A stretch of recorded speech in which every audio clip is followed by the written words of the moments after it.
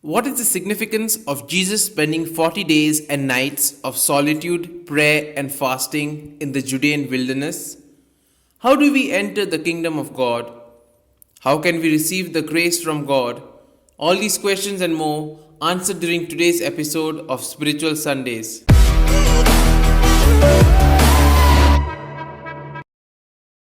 The intention of the temptations of the devil were for Jesus to make himself number one with the focus on himself. However, the goal in life of Jesus was that his Father would always be number one.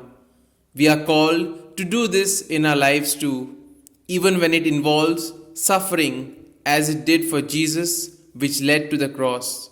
We now analyze the significance of 40.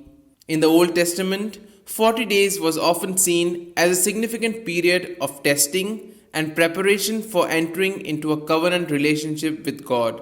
In the days of Noah, God judged the earth and destroyed its inhabitants in a great flood because of their idolatry and total rejection of God. Noah and his family were spared because they obeyed God and took refuge in the ark for 40 days. When the flood subsided, God made a covenant with Noah and promised that he would not destroy the human race again. Jesus came to fulfill that promise. Jesus was no exception to this testing. Satan, in turn, did his best to entice Jesus to choose his own will over the will of the Father. Despite his weakened condition due to fatigue and lack of food for 40 days, Jesus steadfastly rejected Satan's subtle and not so subtle temptations.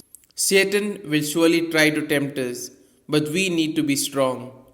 We then see the two conditions for entering the kingdom. In announcing the good news of the gospel, Jesus gave two explicit things each of us must do in order to receive the kingdom of God: repent and believe. Repent means to turn away from sin and wrongdoing in order to follow God's way of love, truth, and moral goodness. When we submit to God's rule in our lives and believe in the gospel message, the Lord Jesus gives us the grace and power to live a new way of life as citizens of His kingdom. He gives us the grace to renounce the kingdom of darkness ruled by pride, sin, and Satan. Repentance is the first step to surrendering our will and our life to God.